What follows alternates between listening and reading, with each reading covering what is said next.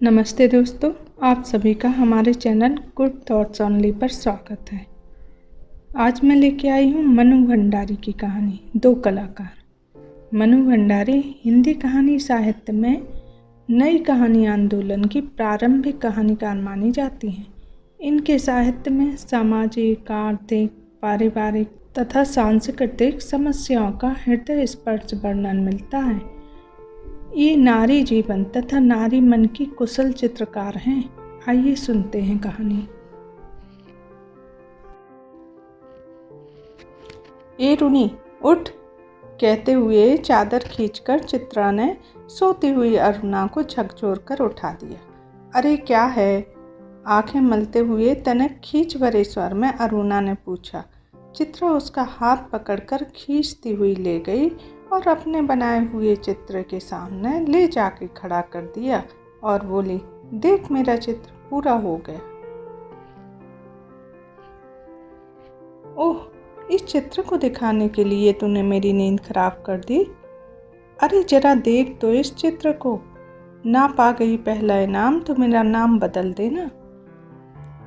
चित्र को चारों ओर घुमाते हुए अरुणा बोली, किधर से देखूं, यह तो बता दे।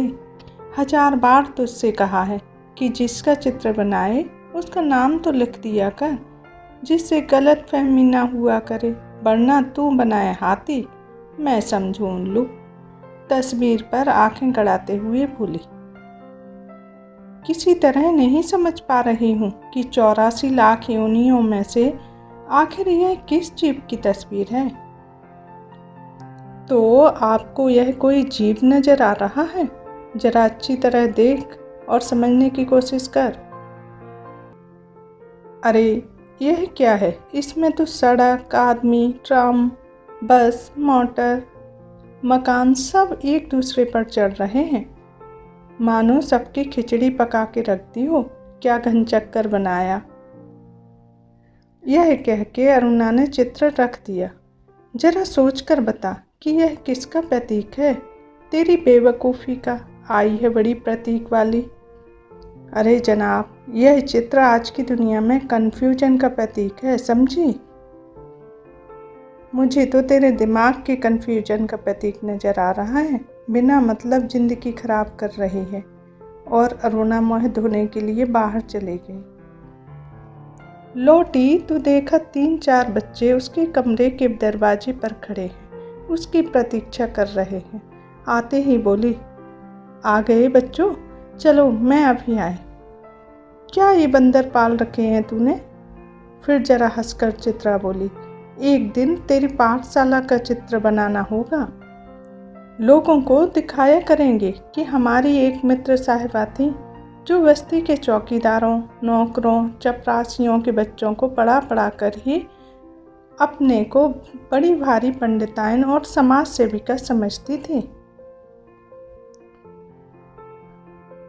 4 बजते ही कॉलेज से सारी लड़कियां लौट आईं, पर अरुणा नहीं लौटी।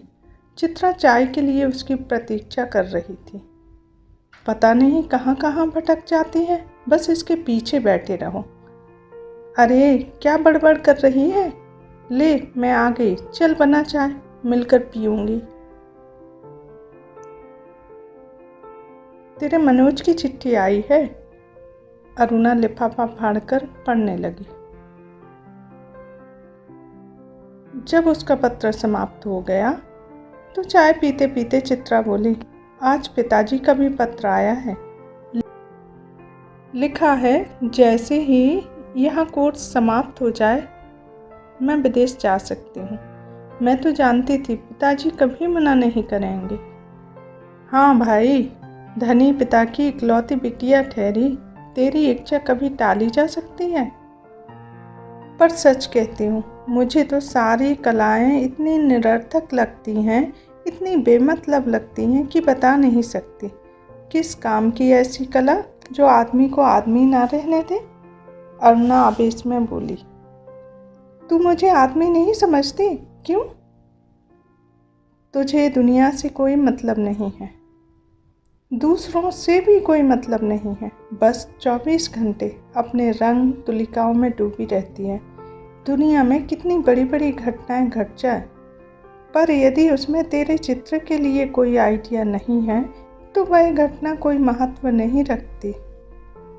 हर घड़ी, हर जगह, हर चीज़ में तू अपने चित्रों के लिए मॉडल खोजती रहती है। कागज़ पर इन निर्जीव चित्रों को बनाने के बजाय 2-4 की ज़िंदगी क्यों नहीं बना देती? तेरे पास सामर्थ्य है, साधन है।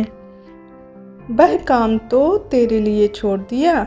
मैं चली जाऊंगी तो जल्दी से सारी दुनिया का कल्याण करने के लिए झंडा लेकर निकल पड़ना। और चित्रा हंस पड़ी। 3 दिन से मूसलाधार वर्षा हो रही थी। रोज अखबारों में बाढ़ की खबरें आती थीं। बाढ़ पीड़ितों की दशा बिगड़ती जा रही थी। वर्षा थी कि थमने का नाम ही नहीं ले रही थी। अरुणा सारा दिन चंदा इकट्ठा करने में व्यस्त रहती। एक दिन आखिर चित्रा ने कह ही दिया, तेरे इम्तिहान सिर पर आ रहे हैं, कुछ पढ़ती लिखती है कि नहीं? सारा दिन बस यूं ही भटकती रहती है। माता पिता क्या सोचेंगे कि इतना पैसा बेकार में ही पानी की तरह बहा दिया। आज शाम को स्वयं सेवकों का एक दल जा रहा है। प्रिंसिपल से अनुमति ले ली है। मैं भी उनके साथ जा रही हूँ। चित्रा की बात को बिना सुने उसने कहा। अरुणा शाम को चली गई। 15 दिन बाद वह लौटी तो उसकी हालत काफ़ी खस्ता हो रही थी। सूरत ऐसी निकल आई थी मानो 6 महीने से बीमार हो। चित्रा उस समय गुरुदेव के पास गई हुई थी। अरुणा नहा धोकर खा पी कर लेटने लगी। तभी उसकी नज़र चित्रा के चित्रों की ओर गई। 3 चित्र बना रखे थे। तीनों बाढ़ के चित्र थे। जो दृश्य वह अपनी आंखों से देखकर आ रही थी वैसे ही दृश्य यहाँ अंकित थे। उसका मन जाने कैसा कैसा हो गया। शाम को चित्रा लौटी तो अरुणा को देखकर प्रसन्न हुई। क्या चित्रा, तेरा जाने का तय हो गया? हाँ, अगले बुधवार को मैं घर चली जाऊंगी। बस 1 सप्ताह बाद हिंदुस्तान की सीमा के बाहर पहुंच जाऊंगी। उल्लास उसके स्वर में छलक पड़ रहा था। सच कह रही है तू? चली जाएगी चित्रा? 6 साल से हम साथ रहते रहते ये भी भूल गए हैं कि हमें कभी अलग होना पड़ेगा। तू चली जाएगी तो मैं कैसे रहूंगी? उदास भरे स्वर में अरुणा ने पूछा। लगा जैसे स्वयं से ही पूछ रही हो। कितना स्नेह था दोनों में। सारा हॉस्टल उनकी मित्रता को ईर्ष्या की दृष्टि से देखता था। आज चित्रा को जाना था। अरुणा सवेरे से उसका सामान ठीक कर रही थी। एकाएक करके चित्रा सबसे मिलाई। बस गुरुजी से मिलना बाकी था, सो उनका आशीर्वाद लेने चली गई। 3 बज गए थे। वह अभी तक लौटी नहीं। 5 बजे की गाड़ी से वह जाने वाली थी। अरुणा ने सोचा वह खुद जाकर देख आए कि आखिर बात क्या हो गई। तभी बड़बड़ाती सी चित्रा घर के अंदर प्रवेश करती है। बड़ी देर हो गई ना? अरे क्या करूं? बस कुछ ऐसा हो गया कि रुकना पड़ा। आखिर ऐसा क्या हुआ जो तुझे रुकना पड़ा? सुने तो। 3 कंठ एक साथ बोले। घर के स्टोर के सामने पेड़ के नीचे अक्सर एक भिखारिन बैठी रहा करती थी ना। लौटी तो देखा वह मरी पड़ी है। उसके 2 बच्चे उसके सूखे शरीर से चिपककर बुरी तरह रो रहे हैं। जाने क्या था उस दृश्य में कि मैं अपने आप को रोक नहीं सकी। एक रफ सा स्केच बना ही डाला। बस इसी में देर हो गई। 4:30 बजे चित्रा हॉस्टल के फाटक पर आ गई, पर तब तक अरुणा का कहीं पता नहीं था। सारी लड़कियां उसे छोड़ने स्टेशन तक गई, पर चित्रा बार बार अरुणा को ढूंढ रही थी। 5 भी बज गए। रेल चल पड़ी, पर अरुणा ना आई सो ना आई। विदेश जाकर चित्रा तन मन से अपने काम में जुट गई। उसकी लगन ने उसकी कला को निखार दिया।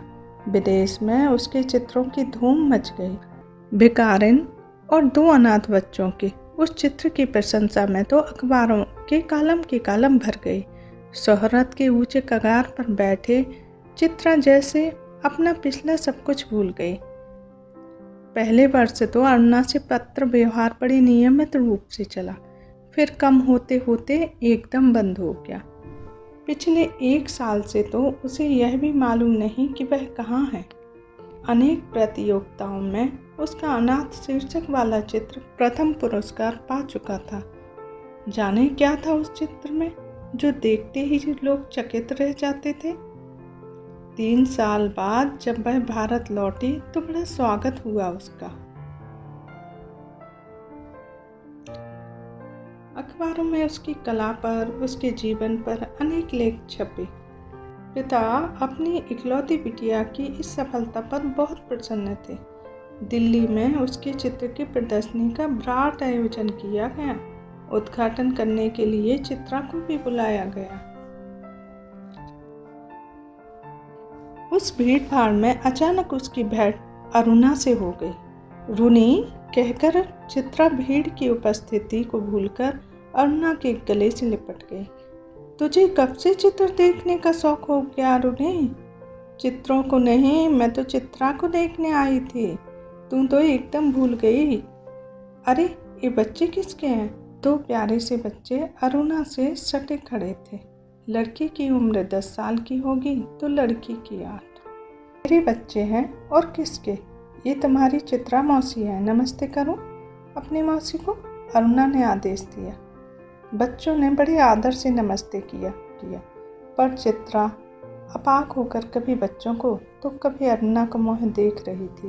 तभी अरुणा ने टोका, कैसी मौसी है, प्यार तो कर। और चित्रा ने दोनों के सिर पर हाथ फेरा प्यार का। अरुणा ने कहा, तुम्हारी ये मौसी बहुत सुंदर तस्वीरें बनाती है। ये सारी तस्वीरें इन्हीं की बनाई हुई हैं। आप हमें सब तस्वीरें दिखाइए मौसी, बच्चों ने फरमाइश की। चित्रा उन्हें तस्वीरें दिखाने लगी। घूमते घूमते वे उसी भिखारिन वाली तस्वीर के सामने आ पहुंचे। चित्रा ने कहा, यह वह तस्वीर है रुनी जिसने मुझे इतनी प्रसिद्धि दी। ये बच्चे रो रहे हैं मौसी। तस्वीर को ध्यान से देखकर बालिका ने पूछा, इनकी माँ मर गई है, देखती नहीं, मरी पड़ी है, इतना भी नहीं समझती? बालक ने मौका पाते ही अपने बड़प्पन और ज्ञान की छाप लगाई। ये सचमुच के बच्चे थे मौसी। बालिका का स्वर करुण से करुणातर होता जा रहा था। और सचमुच के बच्चों को देखकर ही तो बनाई थी यह तस्वीर। मौसी, हमें ऐसी तस्वीर नहीं देखना। अच्छी अच्छी तस्वीरें दिखाओ, राजा रानी की, परियों की। इस तस्वीर को तो और अधिक देर तक देखना बच्चों के लिए असहाय हो गया। तभी अरुणा के पति पहुंचे। साधारण बातचीत के पश्चात अरुणा ने दोनों बच्चों को उनके हवाले करते हुए कहा, आप जरा बच्चों को प्रदर्शनी दिखाइए, मैं चित्रा को लेकर घर चलती हूँ। बच्चे इच्छा न रहते हुए भी पिता के साथ विदा हुए। चित्रा को दोनों बच्चे बड़े प्यारे लगे। वह उन्हें देखती रही। जैसे ही वे आंखों से ओझल हुए, उसने पूछा, सच सच बता रुनी, ये प्यारे प्यारे बच्चे किसके हैं? कहा तो मेरे, अरुणा ने हंसते हुए कहा। अरे बताना, मुझे ही बेवकूफ़ बनाने चली है। एक क्षण रुककर अरुणा ने कहा, बता दूं? और फिर उस भिखारिन वाले चित्र के दोनों बच्चों पर उंगली रखकर बोली, ये ही वो दोनों बच्चे हैं। क्या? चित्रा की आंखें विस्मय से फैली रह गईं। क्या सोच रही है चित्रा? कुछ नहीं, मैं सोच रही थी कि, पर शब्द शायद उसके विचारों में खो गए। यहीं पर कहानी समाप्त होती है। आशा है आप सभी को कहानी पसंद आई होगी।